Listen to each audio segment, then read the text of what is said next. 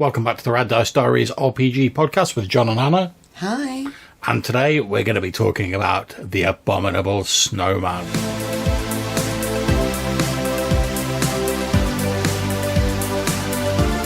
So the Abominable Snowman, or the Yeti as you might know him, is a cryptid that features in Himalayan folklore, and it's described as an ape-like creature inhabiting the Himalayan mountain range.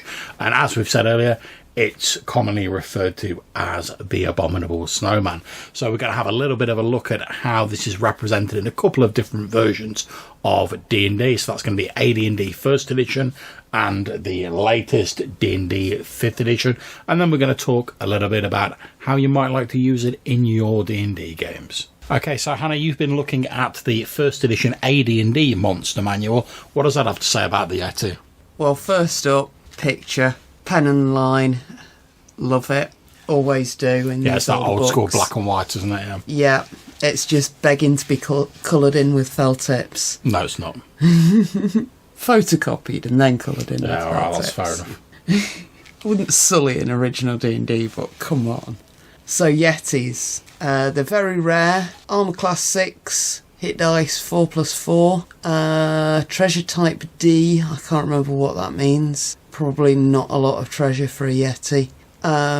They're impervious to cold, average intelligence, and they get 2 hit attacks for 1d6 each. Okay. So the Yeti attacks with 2 claws. If one of the attacks succeeds with a dice score of 20, so if it gets a crit, he's grabbed and squeezed the opponent for 2 to 16, so 2d8 additional points of chill damage. And if he surprised them, they also have to save versus paralyze, or they're paralysed for the next 3 rounds with fright. And while they're paralysed, they can automatically be struck and squeezed. No, it makes sense. You know, if you're frozen with fear, they can just grab you and like... They're nearly invisible. They're not affected by cold, but they are damaged extra by fire, 50%. And then there's just the standard stuff about, you know, how many in the lair. And they're described as having pale blue, almost colourless eyes. Okay, well, let's see how that stacks up against the 5th edition version. There's actually not that much in the 5th edition version, to be honest. You get a fairly sort of like space-filling picture, like takes up over half a page, and it's just a picture of basically a white-furred bear with like a slightly apish face and horns. Because it looks like it was probably clipped out of a much nicer background. Yeah, I mean, it's got additional skills at perception and stealth, both at +3, immune to cold, it's got dark vision, apparently speaks its own language, imaginatively called Yeti. It has fear of fire. If it takes fire damage, it takes disadvantage on attack and ability checks until the end of its next turn, although it doesn't take extra damage like in AD&D. It has a keen sense of smell that gives it advantage on wisdom perception checks that rely on it, and it has advantage on dex stealth checks made to hide in snowy terrain. So again, it's virtual invisibility, camouflage in snow. It gets, obviously, the smorgasbord of special abilities that all monsters tend to have in 5th edition. It gets multi-attack. It can use a chilling gaze and make 2 claw attacks. Claw attacks do 1d4, 6+4 slashing damage plus 1d6 cold damage. And the chilling gaze, it targets one creature it can see within 30 feet of it. The target has to make a con save, or they take 3d6 cold damage and they're paralysed for 1 minute unless they're immune to cold damage.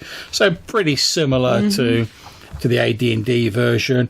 We also get, as is often the way in 5th edition, a sort of scaled up version called the Abominable Yeti here, which is larger than a normal Yeti, standing 3 times as tall as a human. And it's basically the 5th edition typically wiggity excuse to fill up a little bit of extra pages by throwing in another massive stat block, because, you know, obviously you couldn't work out that you needed to add some hit point onto something and basically give it the same abilities, just all scaled up a bit. You know, they've got half a page to fill up, so why not? We're told they're keen hunters, terrifying howlers, that local people believe their voice is a howl of ill omens. We're told that when mountain herds are abundant, they're pretty much calm and placid. They stay away from the humanoid realms. It's only the sort of starvation period or the lean times that sort of bring them down from the mountain and force them to interact with humanoids. And then we get a bit more on the abominable yetis and how they're like bigger versions. And as I say, it's a shame that so much of this seems to be filler, because we've got this massive picture which takes up over half an A4 page. We've got 2 stat blocks, each of which together takes up about an A4 page. Whereas the actual background, which is pretty interesting, you get less than half a page, which I think is a little bit of a shame. You know, they could find all that space for an extra big picture and a couple of extra big stat blocks. But I don't know, like, they're probably not big for 5th edition, but compared to the editions I'm used to, they're big stat blocks. But they couldn't squeeze out a little bit more background information. Now, that might be because they're cryptids and, you know, they're sort of unknowable and mysterious. But that massive picture does just seem like a way to like fill in space in a book that's probably had a certain mandated amount of pages, but I don't know that for sure. I could be wrong.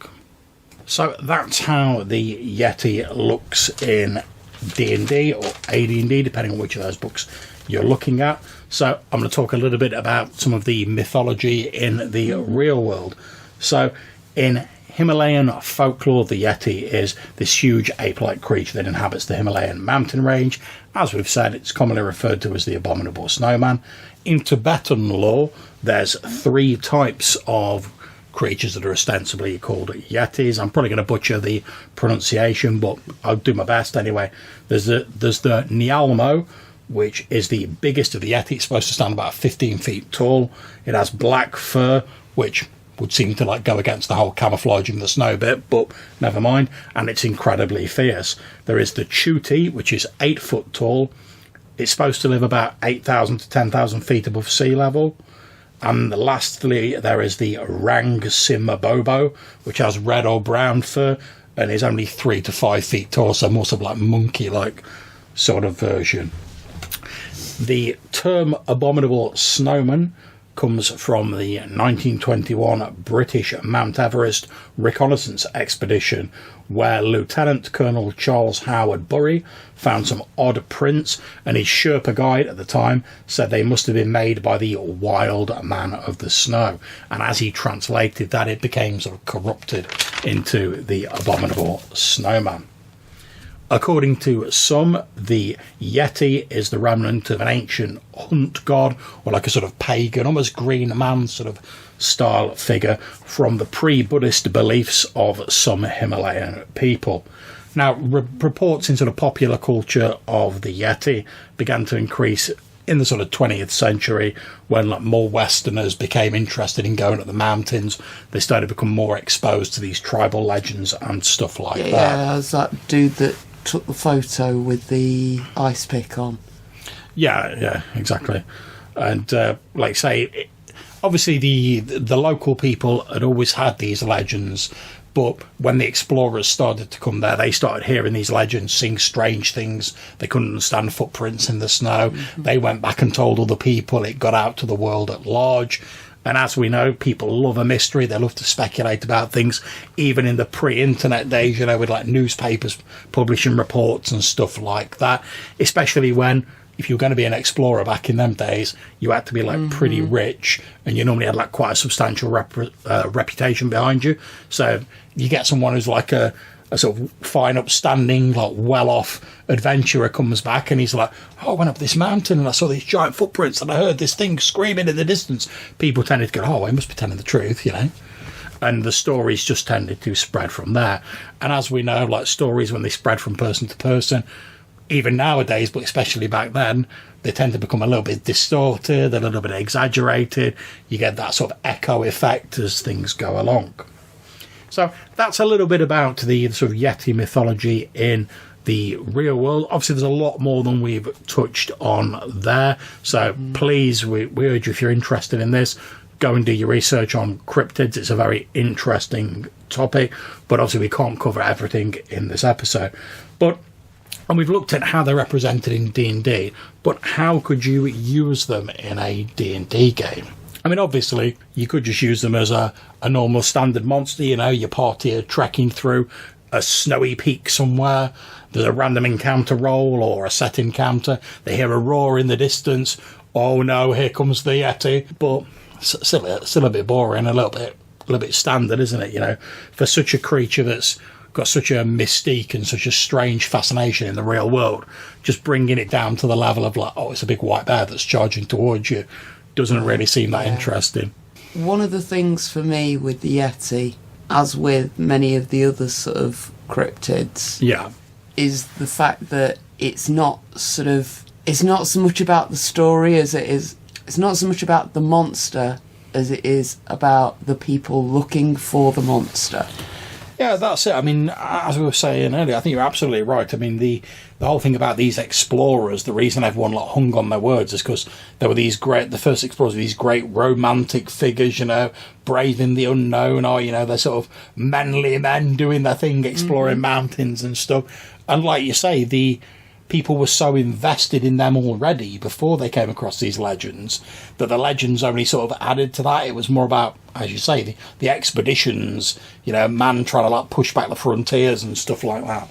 If I were to be using a Yeti type creature in a game, it would probably turn out that there is no creature. One of the other human NPCs has made it appear that there is a creature for some nefarious reason. I thought you were going to say it's like a Scooby-Doo like reveal there. Very much. Very much, yeah. I think that's an interesting idea, but do you not think the danger is that if you've built up, you know, this big Yeti and everything, when you get to it and it's like, oh, Mr. Jones, the janitor or whatever, it might be like a little bit of an anticlimax? Well, see, this is where you don't do it too often. And you bear in mind that is quite a bold move to take with a D&D party that's just got fired up to fight a boss monster and then ended up in like a Poirot-style parlour scene. I mean, I think as well, like, because don't mind, you know me, I love a Scooby-Doo That cartoon. could be really good fun once in a campaign. Yeah, I mean, if it was every week, everyone would get annoyed at you way too quick. I mean, don't get me wrong, right? You know I love a Scooby-Doo cartoon, but I think the one potential problem you have with using that sort of style of thing in D&D is, obviously, in a Scooby-Doo cartoon, that quite often, like, the monster, in inverted commas, like, shows up and it chases them around for a bit, and at the end they construct some clever trap, and then they're like, oh, it was Mr. Jenkins. However, if you're, like, fake Yeti, like, starts rolling up on the party, they're not going to run away, they're probably just going to, like, batter it to death, and then be like, oh, actually, when they get to it, they'll be like, oh, actually, it wasn't a Yeti, but we've killed it now anyway, so, like... Yeah. There's a lot you'd have to fiddle with to make it work for D&D. Yeah, but don't get me wrong, I think the idea of having it as a sort of a mystery or an investigation is a good one, because, as you were rightly saying, the main sort of allure of them in the real world, it's not so much the creature themselves, it's like, you know, when you watch these programs, you don't watch them to like expecting them to actually have proved that the Yeti exists. You know, when you see these TV programs on like various channels where they're off in search of them, you're more interested in, like, oh, you know, what sort of person like dedicates their life to hunting a Yeti, like what sort of equipment they're doing, what drives them, how do they feel that like they're going to find it when no one else has. The way I would approach it would be to say there's a bounty on the Yeti's head. Yeah. There are 2 or more groups who want to hunt the Yeti, with NPC of interest in each group. Yeah. And it would eventually come down to the players choosing sides with this guy or that guy as to which one they want to team up with. It could be the guy that's scamming everyone, that says he's caught 100 Yetis in his past, but actually he's just got some manky old goat skin and a bear paw. Yeah. It could be the skeptic team who claim that the Yetis don't exist at all, but actually in your game they do exist, it's just that the other guy was faking. And then your skeptic team might find evidence of actual Yetis and have to get it to the end before the fake ears team could take that out from under them and steal the glory. There's all sorts of ways that you could make all this work without ever actually having a Yeti in the game for more than a couple of seconds. Yeah, and I think you're absolutely right. And I think it's interesting you mentioned evidence as well, because obviously, like I say, whenever you see these news reports or these stories about, oh, someone's seen a Yeti, there's always someone who's like, oh, I've got a plaster cast of a footprint, or like, oh, I've got this bit of hair that mysteriously goes missing before it can be scientifically analysed, that sort of thing. So I think if you're going to run a sort of slightly more, I suppose, X-Files-y, like investigative sort of Yeti story, you need to sort of focus on like the evidence it leaves behind rather than the creature itself, because you could still have people finding stuff, but there's still room for a little bit of reasonable doubt. Because let's say you're on the hunt for a Yeti and you've gone to an area where it's supposed to be, and you find like a straggly bit of like white fur caught on a branch, sort of like low down. Now you could be like, oh, that's the fur of the Yeti, like the Yeti's been through it. But also you could be like, yeah, it could be from like a mountain goat. It could be from like the coat of an it could be from anything. But I think the idea is, as you sort of like put more and more of these bits and pieces in, as you accumulate more and more evidence, the weight of it then tends to support that, like, oh, there is something going on up here. It's not just the hair anymore. We've now also found the footprints. We found claw marks on that tree. We found that deer that was like ripped open with big claw marks on it or whatever. So I think part of the investigation should be like finding signs of the Yeti. But as with any sort of investigation or mystery, you kind of want to keep the monster itself off screen as much as you possibly can. Because, don't get me wrong, Yetis, I think they're absolutely cool as, otherwise we wouldn't be doing an episode on them. But in a D&D game, once you sort of bring it centre stage and the spotlight's on it, it's just another monster with some hit points and a couple of abilities. With a cold attack. Yeah, it's a bear with a cold attack that's slightly more intelligent and looks a bit weird. That's all it is if you break it down in terms of like the gameplay. So like we said earlier on, just having it as a normal monster, yeah, you can do that if you want, but it's a little bit boring. Whereas making it into like the end of a mystery, I think, is a far more entertaining route. And potentially you can get a whole session or a number of sessions out of that. So what would you say, love, in terms of, so let's say we're doing a mystery plot line. They've gone through, like, tracking it down. They found the footprints, the claw marks, all of that, yada, yada, yada. Yep. For the sake of argument in this, we're assuming it is an actual Yeti. Okay. How do you think, let's say you've done all the discovery, how would you think the final sort of scene of that investigation would play out, Well, you've effectively got three options, haven't you? Fight, flight, friend. Yeah. Either the Yeti's going to disappear off with Yeti magic that the players have no chance of following. Yeti magic. They're going to end up in a fight. Yeah. And the fight is just about the payoff for that mystery and how well that mystery played out. Yeah. You do a good fight at the end of that. Maybe the Yeti's been hunting them for the last 2 days and they've seen the Yeti sign and they've heard Yetis howling. They've not actually seen the Yeti. Yeah. And it gets like that sort of paranoia thing of them eventually having to face off against it. Yeah. Or somehow you humanise the Yeti and the players allow it to live and go about its business without them destroying the mystery. Well, yeah, as we've seen in, like, certainly in the 5th edition version, it has its own language, so it's obviously intelligent enough to have a language, so it's not simply an animal, although obviously you could do that spin on it if you wanted to in your game. But I tell you what, I think it'd be an interesting thing as well, is obviously we talked about in like the real world, people who went on these big like Antarctic expeditions and these Everest expeditions. They were well-off people because you had to have a bit of that sweet money behind you to like finance an expedition like that, or you had to be well in with a big society or organisation who would fund that for whatever reason. Now, obviously, if you're high-level adventurers like in D&D, you might be rolling deep in that gold piece life and be able to finance it yourself. But if you're like a bit lower down the totem pole, and another interesting thing could be like who's actually like funding your like expedition or your investigation. Because if you have like some NPC like guild or group who is funding that and sending you there, you've also then got the interesting thing of like, well, what are their motives for actually sending us there? What do they actually want the Yeti for? And because it's a fantasy game, that could be all sorts of things. I mean, you could be being sent by, like, a wizard who wants it captured because he's heard that only the claws of a Yeti will enable him to make, like, his fabled crown of cold or whatever. You know, he wants it as some sort of magical ingredient. You could have nobles who, like, want the pelt of a Yeti. Mm-hmm. Something like that. You could always put, like, a bit of a sort of Lovecraftian spin on it, where maybe, like, Yetis are some sort of, like, distant branch of, like, the human family tree, and some sort of, like, in an Innsmouth style, maybe someone's, like, got Yeti blood in them and they're trying to find out about their ancestors and sort of get back to their homeland or whatever. I think there's a number of interesting ways you could spin that, and it allows you to either bring in existing groups or, like, introduce new groups, because quite often we have, like, various guilds for, like, thieving and stuff like that.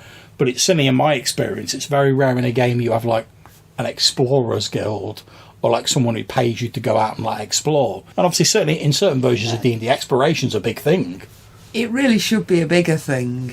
It's not been in any game I've played. It's been certainly in the game I'm running at the minute. And one of the reasons I love my hex crawls is I love the idea of, like, you going out and finding out what's on the map. And you find it out as the game goes along. And I think having a story like this, it's almost like a microcosm of that sort of bigger scale exploration of the map in D&D. It's not like, oh, we're going to explore the world map and find out what's all these hexes. It's like there's something hidden in that mountain range, in that small contained area, so it's easier to deal with. But obviously small in relative terms, you know, it's still a massive mountain range. We've now got to go out and try and track down this thing. We know it's in the mountains somewhere, so we haven't got to range across the whole map. We're instead, like, laser focusing in on that small area and trying to find where this creature's making its lair. I think that could be, like, really interesting. Also, as well, for just another random option, we talked earlier about how it's potentially, in the real world, could be a holdover from the sort of pre-Buddhist beliefs of some people in Tibet. So perhaps in your game, maybe there are, like, tribes of people who worship the Yeti. I mean, to be fair, it could be a god in a D&D game. Well, yeah. You know, I mean, or if you're rocking that sort of like OD&D vibe, maybe it's an immortal, you know, a creature that's halfway between your standard people and, like, your gods, or maybe it's some huge elemental primordial or something like that. And the people who live in the shadow of the mountain sort of appease it with sacrifices and offerings of food and whatever, in the hope that maybe it will spare them from the avalanche and all the horrible weather. Maybe it does and maybe it doesn't, down to you for your game, but that could add an interesting sort of religious element to it. Because what do you do if you rock up to an area as a group, either on your own merit or sponsored by an NPC group, and you're like, we're going to hunt the Yeti, and then not only did you find yourself potentially in danger from the Yeti, but also from these, like, tribes of people who aren't very keen on you, like, coming here and, like, trying to hunt their god. Because it's blasphemous. Well, yeah. And it gives me, like, a very sort of, like, you know, like King Kong sort of vibe. You know, it's basically sort of rich, well-off people going to a place they don't really know very well. They're outsiders there, and they're coming in and going, oh, we want to take this creature for our purposes. We're not really bothered about what effect it's going to have on the people here. We're just going to have it. So again, I think you could quite often in D&D you get that contrast between, like, the church and, like, old pagan beliefs. I think sort of throwing something in like this could be an interesting way of, like, putting a slightly different spin on a very sort of often used trope in D&D games. So can you think of anything else, or shall we wrap it up? Wrap it up. Okay. So there you are. There's a few thoughts from us on how the Yeti is represented in D&D. A little sprinkling of real-world myths and beliefs on it, and a couple of suggestions as to how you can use it in your D&D game. We hope you've enjoyed this episode. If you want to get in touch with us, maybe tell us how you've used the Yeti or the Abominable Snowman in your games, or just chat about anything RPG related, we really do appreciate your calls.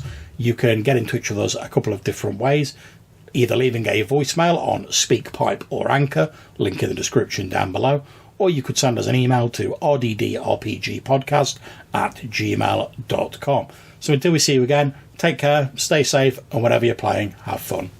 Bye.